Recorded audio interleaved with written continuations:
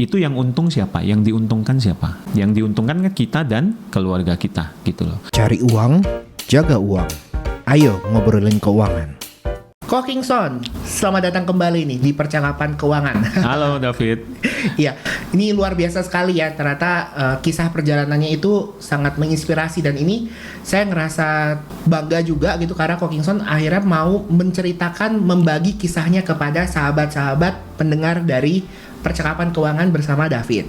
Nah ayo kok, kita mulai dari background dulu ya supaya pendengar-pendengar yang belum pernah kenal tuh kenal dulu gitu. Sebenarnya sekarang nih profesinya apa dan sudah berapa lama jalannya gitu ya.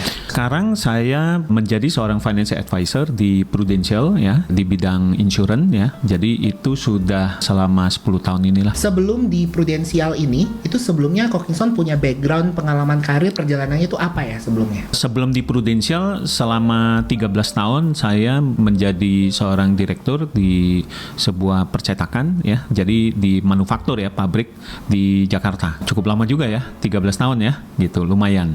Nah, sebelumnya ya ada beberapa karir-karir yang sebelumnya. Jadi sebelum memutuskan untuk masuk full time di sekarang full time berarti ya kok ya? Yes. Sebelum full time di Prudential itu sudah mencapai direktur. Direktur kan tuh berarti sebuah puncak dari karir gitu ya. Sebenarnya kenapa sih ada kondisi apa atau motivasi apa yang akhirnya memutuskan untuk berubah gitu? Sebetulnya begini, jadi saya di pabrik itu selama 13 tahun itu ya saya happy gitu ya. Itu kita membangun bersama dengan teman-teman di pabrik itu dari omset masih kecil gitu, kemudian kita bangun sampai lumayan gitu. Nah, memang namanya pabrik ya, saya nggak tahu mungkin teman-teman penonton itu banyak juga yang misalnya di bidang pabrik gitu.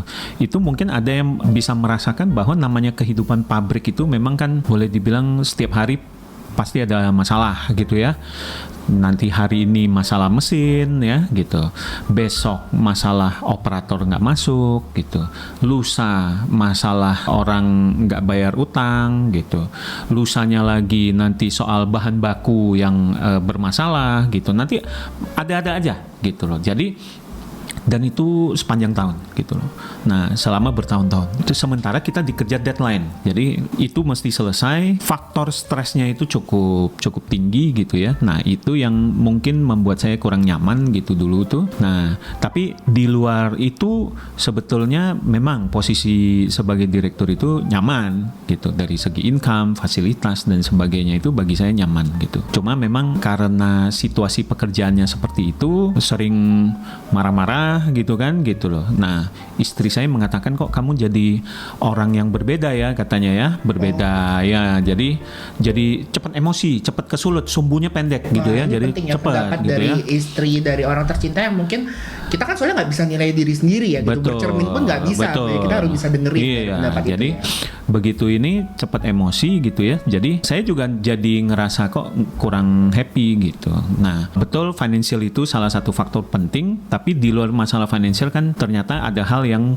situasi pekerjaan yang membuat kita kurang happy. Itu satu kondisi. Nah, di sisi lain gitu.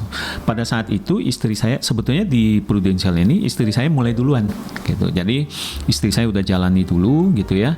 Nah, saya melihat istri saya kok happy, jalaninya itu kok happy gitu ya gitu. Nah, waktu dia bisa atur sendiri gitu. Kemudian fleksibel gitu. Kalau kita di pabrik kan memang terikat ya waktunya gitu ya. Kalau istri kok lebih happy gitu ya kerjanya gitu. Kemudian sebagai suami saya yang lapor pajaknya setiap tahun, saya juga lihat, wih kenaikan income-nya kok lumayan, yang pasti melebihi manajer di pabrik saya gitu kan. Jadi saya pikir kok bagus gitu. Nah, pada satu titik gitu saya mencapai sebuah pemikiran bahwa di pabrik setelah 13 tahun gitu, saya istilahnya tuh berada dalam posisi sebetulnya balik lagi fasilitas dan sebagainya itu membuat saya nyaman. Udah nyaman, itu nyaman. udah nyaman sekali ya. Nyaman. Nah, kemudian udah di posisi puncak juga di pabrik. Jadi kalau ngomong politik kantor udah nggak ada lah ya, karena udah di posisi puncak, kita udah nggak mengalami politik kantor, karena seringkali itu juga yang bikin orang nggak nyaman kerja kan gitu kan, politik kantor. Tapi di posisi saya nggak ada, jadi saya nyaman. Cuma saya berpikir gitu, selama bertahun-tahun itu sibuk kerja dari pagi, pokoknya setiap hari itu aktivitas rutin gitu ya.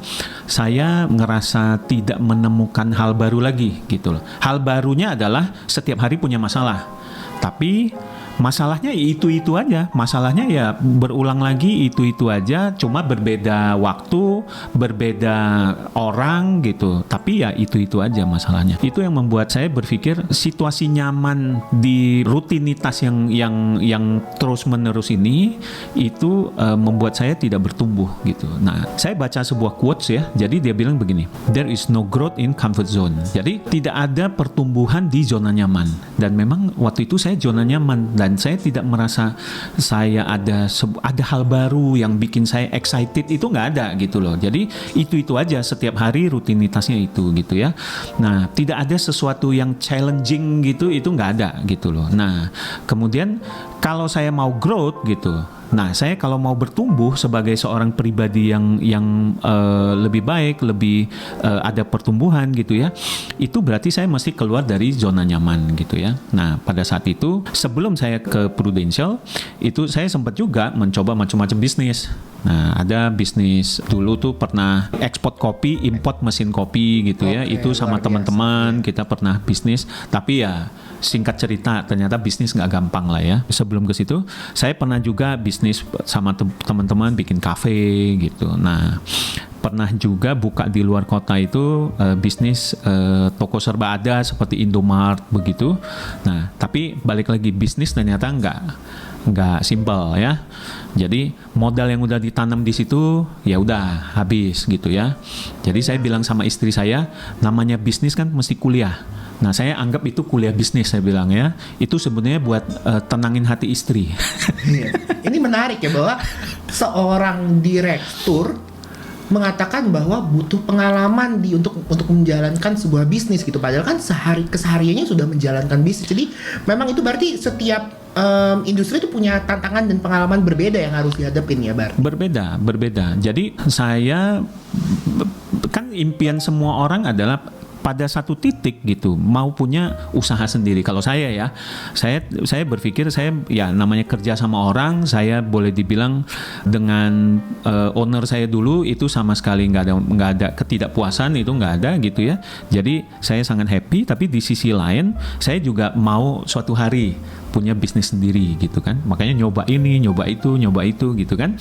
Tapi ternyata ya itu pelajaran lah ya. Ternyata bisnis tuh nggak gampang gitu. Nah, balik lagi kalau mau kenapa nggak saya buka bisnis yang memang saya udah kuasai selama sekian tahun, ya which is itu bisnis percetakan.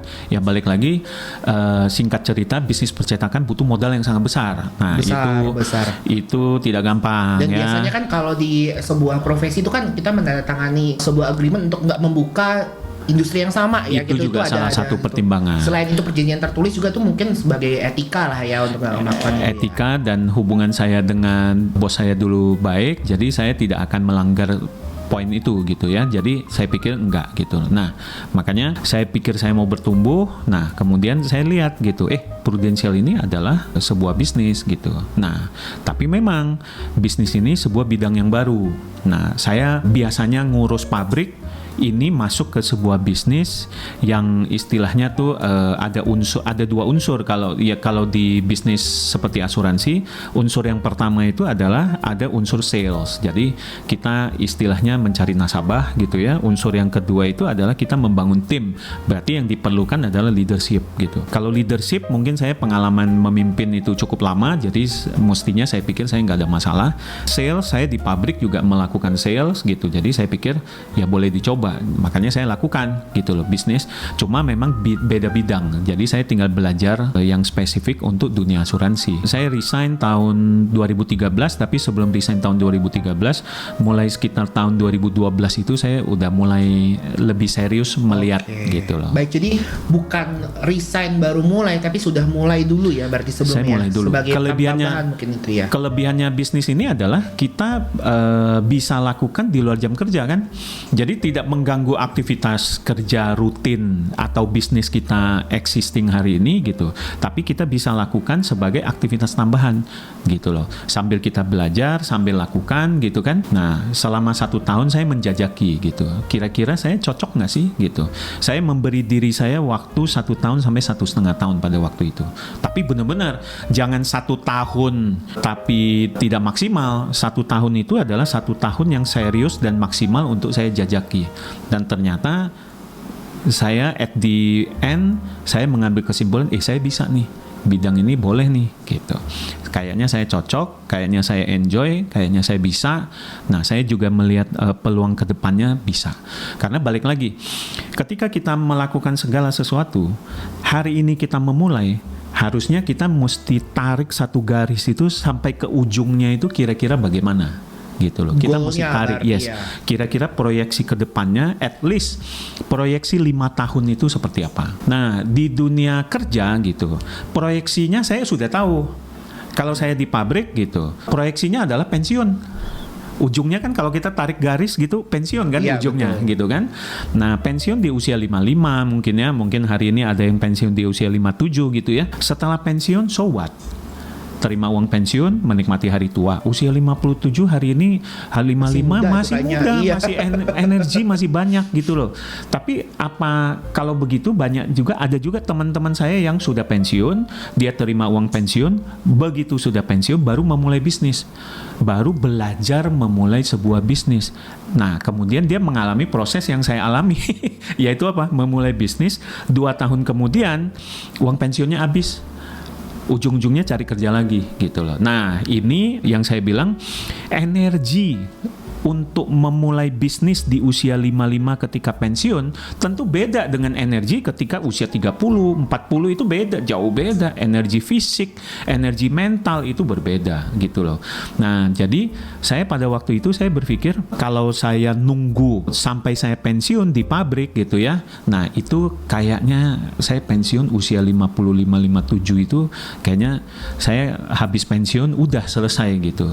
Kayaknya bukan itu bayangan saya untuk hidup saya gitu ya. Jadi, tapi kalau saya di Prudential, saya nggak perlu pensiun kok. Gitu. Nah, saya bisa pensiun kapanpun saya mau gitu loh. Atau saya mau produktif terus juga bisa. Karena apa? Karena ini bisnis kita sendiri. Jadi saya nggak perlu nunggu diri saya pensiun gitu loh. Makanya waktu itu saya berpikir ya udah gitu. Saya mau coba memulai sebuah bidang baru gitu ya.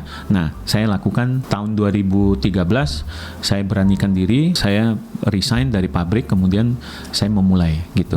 Tantangan di awal untuk memulai belajar di bisnis di industri prudensial ini apa itu? Throwback ya, kira-kira ketika memulai gitu ya. Tentu namanya memulai sebuah bisnis apapun itu gitu ya. Pasti namanya ketika mulai tidak gampang. Pasti tidak gampang. Jadi kenapa? Karena kita baru memulai. Namanya memulai sebuah bisnis gitu. Saya kalau ngobrol dengan teman-teman bisnis gitu ya, itu saya selalu nanya, kira-kira ketika kamu memulai bisnismu gitu ya, kan awal tuh pasti baru mulai, customer base belum ada, ya kan? Supplier juga mungkin belum ada yang benar-benar cocok gitu ya pola kerjasamanya.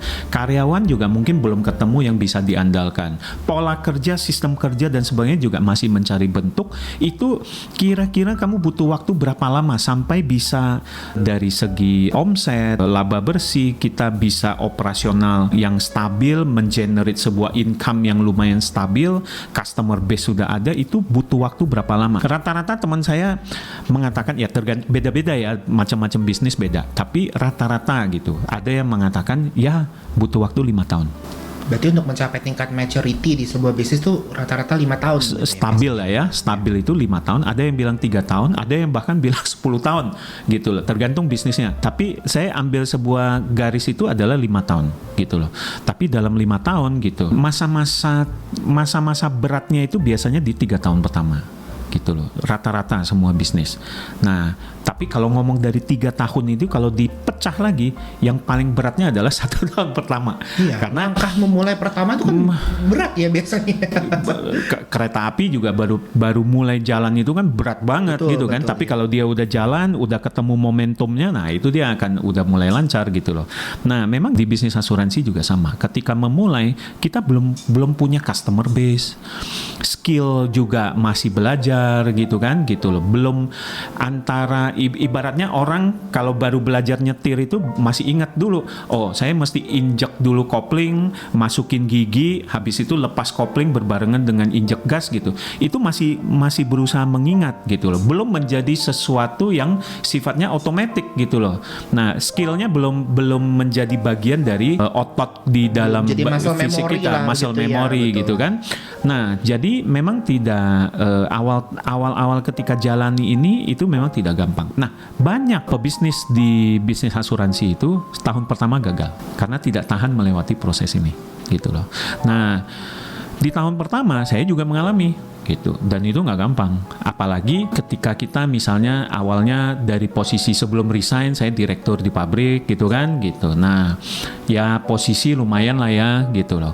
Orang kalau mau ketemu saya kan mesti lewati dulu satpam, lewati dulu resepsionis, ketemu sekretaris gitu kan dan sebagainya. Ketika saya keluar gitu, saya mulai jalanin gitu kan. Nah, itu kan dulu orang mau ketemu kita, sekarang kita yang mau ketemu orang ya kan. Nah, itu adalah proses yang tidak gampang. Nah, kita kemudian masuk ke dunia sales gitu kan, itu pasti penolakan gitu. Pasti ada orang yang tidak mau gitu kan, meskipun orang ini dulu kayaknya waktu saya di pabrik saya pernah bantu dia deh gitu kan. Nah, tapi begitu udah nggak di pabrik gitu, kita datangi kok beda ya sikapnya ketika saya masih di pabrik dan enggak. Itu adalah sebuah proses yang memang tidak gampang, tapi saya tahu bahwa proses itu harus saya jalani gitu loh. Nah, banyak orang tidak berhasil di tahun pertama dia di bisnis asuransi itu adalah karena ketika dia ngomong ke orang gitu ya, ke orang-orang terdekatnya, teman dekat, saudara dekat dan sebagainya, itu menghadapi ada orang, dia takut ada orang yang kemudian menjauh gitu, penolakan atau bahkan kadang-kadang belum dalam bentuk penolakan, tapi orang ngambil jarak dulu. Biasanya begitu di WA langsung bales. Nah, sekarang begitu tahu dia di asuransi, begitu WA centang biru dulu gitu kan selama sekian jam gitu kan. Nah, kadang-kadang ada orang yang tidak tahan melihat centang biru di WA itu butuh kekuatan mental yang luar biasa gitu loh. Kadang-kadang orang begitu lihat centang biru dia down gitu deh ya. Nah, begitu telepon biasanya langsung ngangkat. Hari ini begitu ngangkat telepon kok cuma miss call gitu ya, nggak diangkat-angkat gitu kan. Nah, itu kadang-kadang orang tidak tahan melewati masa-masa itu. Padahal saya selalu bilang bahwa belum tentu orang ini menolak kita. Belum tentu. Orang sendiri butuh proses waktu untuk perlu mempertimbangkan kemarin Kingson itu kayaknya di pabrik ya gitu. Hari ini tadi dia barusan bilang dia sekarang di asuransi. Orang itu perlu proses untuk mencerna dulu gitu loh. Oh, dia sekarang di asuransi udah nggak di pabrik. Nah, itu perlu proses gitu loh. Nah, begitu dia perlu satu masa untuk proses. Begitu selesai dia proses, kalau memang hubungan kita dengan dia memang baik gitu, sooner or later, cepat apa lambat, maka pasti hubungan itu akan terjalin kembali. Dan orang-orang yang saya datangi di awal-awal karir saya di Prudential itu boleh dibilang 90% itu sudah menjadi nasabah saya semua. Oke, gitu. luar biasa. Jadi itu sebenarnya menuntut sebuah kerendahan hati dan kemauan yang sangat tinggi gitu ya Pak ya. Visi yang sangat jelas. Visi yang sangat jelas. Saya kenapa mau di sini gitu ya. Kemudian ya kerendahan hati gitu, kemauan untuk benar-benar saya mau jalani gitu loh. Tapi awalnya itu kalau menurut saya visi yang sangat jelas. Saya punya sebuah visi yang sangat jelas kenapa saya mau di bisnis asuransi. Nah, visi ini yang menguatkan saya gitu. Nah, kemudian setelah itu saya belajar, kemudian saya punya kemauan, saya lakukan. Karena apa? Saya selalu percaya bahwa gini loh, orang dia belum tentu menolak kita gitu loh. Dia cuma belum siap untuk menerima ide kita, tapi bukan menolak kita. Ambil contoh lah gini, misalnya ada orang misalnya ditawari beli rumah misalnya. Wah, ini ada macam-macam nih ya. Ini kan lagi ada launching rumah di Bekasi, ini lagi ada Sumarekon Crown Gading gitu kan. Kemudian di BSD di mana-mana ada rumah nih gitu kan. Nah, ada marketing yang kemudian nawari saya gitu. Wah, ini bagus nih. Wah, ini proyeksi ke depannya ada tol di sini, ada apa, akses apa segala bla bla bla. Intinya adalah this is a good investment. Ini investasi yang sangat bagus gitu kan? Gitu. Nah, kita juga begitu lihat, iya ya bagus ya kayaknya dalam hati ya gitu loh. Tapi kan perlu proses waktu, mesti diskusi dulu sama istri, ya kan gitu loh. Kemudian mesti hitung dulu kan, mesti hitung dulu. Iya, perlu Ini kesempatan gitu. duitnya ya kan, DP-nya berapa, apanya dan sebagainya. Saya mesti hitung dulu. Kemudian saya mesti hitung dulu kira-kira proyeksi ke depan saya ada kebutuhan apa nih? Anak saya mau kuliah lah, apalah. Itu kan mesti saya hitung. Jangan sampai salah ngitung. Betul, pertimbangannya harus jelas semua di situ ya. Jangan sampai saya begitu lihat, ini bagus nih, ya udah saya ambil gitu. Impulsif. Habis itu begitu pulang ke rumah baru puyeng ya kan. Waduh, uang kuliah anak belum kebayar, nanti ini belum lupa hitung apa dan sebagainya. Jadi kan perlu hitung. Nah, pada saat kita masih berpikir gitu, kalau si marketingnya nanya gitu loh, gimana? Bagus nggak? Gitu. Ambil cepat. Ini minggu depan harga udah mau naik nih gitu kan. Ini rasanya apa? Pusing, kita kayak didorong ya. Rasanya kayak Dikejar-kejar gitu. kesel gitu kan. Ini tunggu dulu. By the way nih, untuk pendengar sebagai background, Kokingson nih baru berhasil nambah aset lagi ya. baru nambah aset lagi. Jadi memang sebuah bukti bahwa usaha yang dilakukan itu juga nggak kecil gitu hasilnya, juga berhasil membangun tim, membangun aset yang nanti akan lebih baik ya untuk masa depannya pastinya. Pastinya. Gitu. Ya. Pada saat lagi mempertimbangkan itu, kalau ditanya gitu kan, pasti kita entar dulu, jangan dikejar-kejar dulu ya kan. Gua lagi mikir nih, lagi mempertimbangkan nih gitu kan, gitu. Nah, jadi saya bukan menolak tawaran si marketing properti ini sebetulnya. Actually malah sebetulnya saya terima. Cuma saya butuh waktu untuk berpikir. Iya. Gitu loh. Nah, ketika orang menjalankan bisnis ini gitu, pada satu titik orang-orang yang kita ajak bicara itu perlu waktu berpikir. Makanya tadinya kita dekat sama dia, mungkin karena dia butuh waktu untuk berpikir, dia akan agak menjauh gitu. Tapi itu adalah sebuah proses yang wajar. Jangan dikejar, orang ini menjauh, kita kejar, Kabur biasanya. kabur, Gitu. nggak nyaman dia Iya. gitu loh. Saya bilang anteng aja. Nah, pada satu titik gitu, begitu dia udah simpulkan, iya, saya memang perlu apa yang kamu ngomong benar. Oke, saya mau. Nah, itu dia akan mendekat lagi ke kita. Ini bisnis relationship kok. Jadi bisnis asuransi itu adalah sebuah bisnis relationship. Jadi selama kita memang punya sebuah relation yang sangat bagus dengan orang ini, nggak perlu khawatir. Nggak perlu khawatir. Everybody needs their own time, gitu loh. Jadi kita nggak perlu khawatir. Yang perlu kita lakukan adalah visinya jelas, kemudian kita rendah hati, kita tekun lakukan gitu sambil terus belajar, maka proses ini pasti akan terlewati dan hasil itu pasti di ujung itu hasilnya pasti. Jadi untuk strategi, untuk pendekatan, untuk cara menghadapi itu semua harus dipelajari, dan itu memang sebenarnya sudah ada ya sarana untuk mempelajari itu, bahkan mentornya, sistemnya pun tuh sudah tersedia luar biasa sekali sebenarnya. Sudah tersedia, tinggal dipelajari dan dipraktekkan.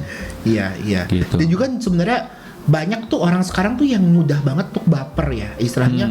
Begitu menghadapi sebuah penolakan atau penundaan itu banyak yang bahkan kalau kita ngomong tuh kayak burn the bridges gitu, kita malah ngerasa marah atau bahkan ngutarain sesuatu yang harusnya nggak diutarakan gitu. Ya. Itu kan sebenarnya salah satu lampu merah juga yang nggak boleh kita lakuin ya, berarti di profesi sebagai agen asuransi begitu ya. Nggak boleh. Jadi sebetulnya di profesi ini tadi saya bilang prinsip paling utamanya adalah ini adalah business relationship. Jadi di bisnis ini diutamakan adalah hubungan gitu loh. Jadi jaga hubungan baik gitu loh. Karena hubungan baik itu adalah modalnya.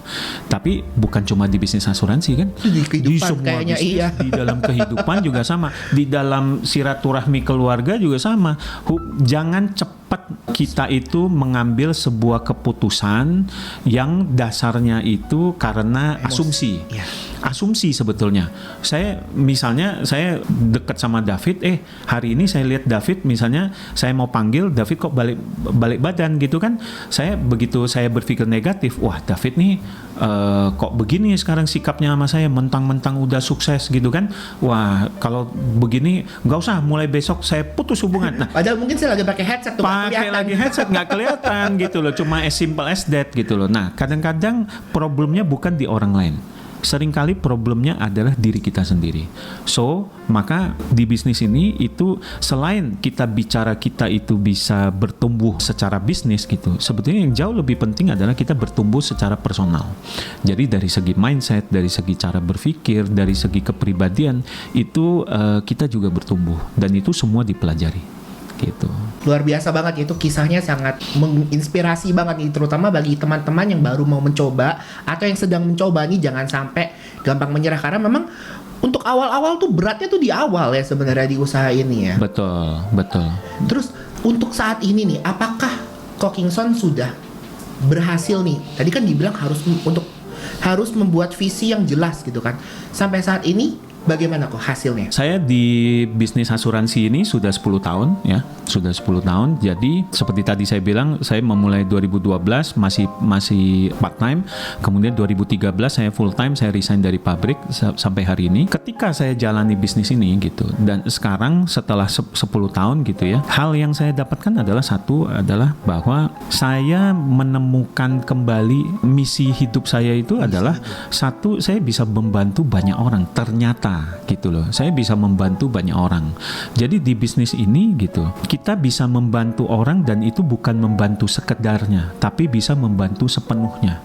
Ketika orang menghadapi musibah itu melalui Prudential itu saya bisa membantu sepenuhnya, bukan sekedarnya. Nah, ya selain tetap kita membantu lewat doa, cuma seringnya kalau tidak melalui bisnis asuransi kan kita bantu doa aja ya. Iya, gitu atau paling sekedarnya lah yang bisa kita bantu gitu loh. ya. Nah, ini kita bisa membantu sepenuhnya dan itu luar biasa. Nah, yang kedua adalah salah satu yang menjadi visi saya ketika saya resign, saya bergabung ke Prudential, saya meninggalkan kenyamanan saya di pabrik, itu adalah karena saya mau membangun sebuah bisnis yang saya bisa bukan cuma bisnis yang jalan mengandalkan diri saya sendiri, tapi sebuah bisnis yang saya bisa jalankan untuk diri saya sendiri, kemudian saya bisa mengembangkan tim saya. Kebahagiaan saya yang kedua selain tadi yang pertama membantu nasabah, itu adalah membantu tim saya.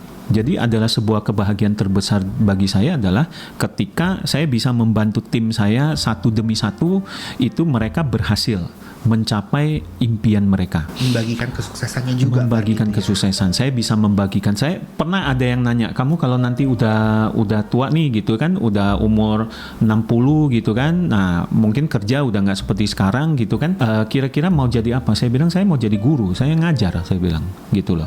Karena apa yang saya sudah pelajari di bisnis ini, itu adalah sebuah modal besar dan sebuah kebahagiaan besar saya bisa bagikan kepada orang-orang, kemudian melihat bahwa orang yang saya bagikan ilmu ini itu bisa berhasil. Wah, itu sebuah kebahagiaan yang luar biasa. Luar biasa. Itu melebihi uang. Itu melebihi uang gitu loh. Kemudian dengan melakukan dua hal ini, yaitu membantu nasabah, kemudian membantu tim saya untuk bertumbuh dan berkembang dan sukses di bisnis ini, saya membangun pondasi keuangan untuk keluarga saya sendiri, untuk istri, anak-anak saya gitu. Saya membangun pondasi untuk hari tua kami berdua bersama istri, dan membangun pondasi keuangan untuk masa depan anak-anak saya. Nah, ini adalah 3 hal yang bisa saya lakukan melalui bisnis di Prudential gitu. Makanya bagi saya bisnis ini luar biasa. Maka keputusan saya dulu meninggalkan pabrik gitu ya, banyak orang mengatakan, wah Parkinson apa nggak salah gitu ya. Dikatain gila kali ya kok mungkin ya. Ada teman saya orang Surabaya, dia seorang presiden direktur perusahaan juga. Begitu saya, karena teman baik, dia adalah orang pertama yang saya kasih tahu. Saya bilang saya akan keluar dari perusahaan gitu ya. Nah, dia waktu itu ketemu sama saya di pabrik.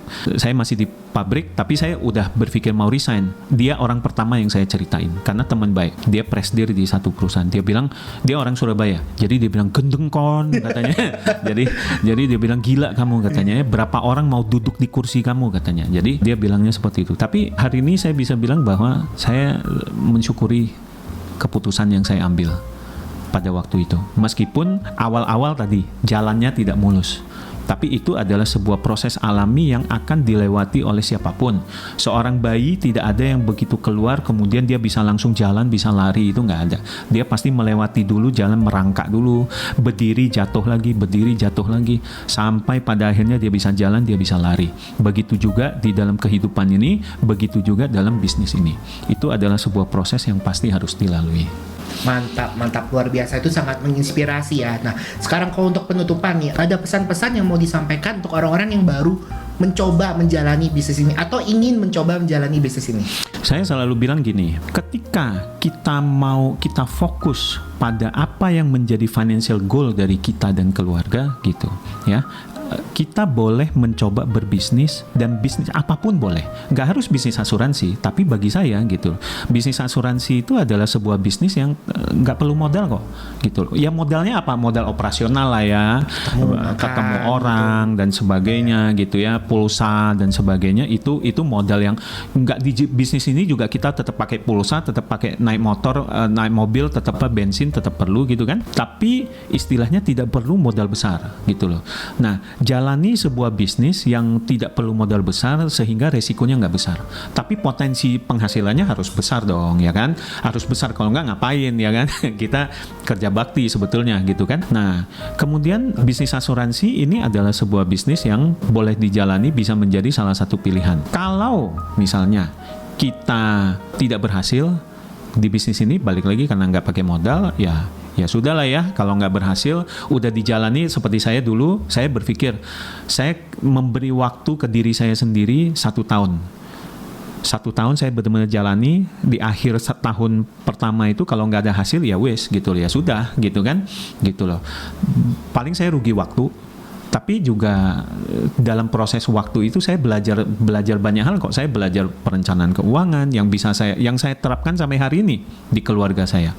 Jadi saya belajar ilmu perencanaan keuangan itu sambil jalan kok di bisnis ini. Jadi saya kalaupun tidak berhasil di bisnis asuransinya, ya sudahlah ya, kan nggak keluar modal. Betul. Tapi kalau at the end begitu saya jalani selama 1 tahun dengan serius gitu ya, ternyata ada hasil gitu.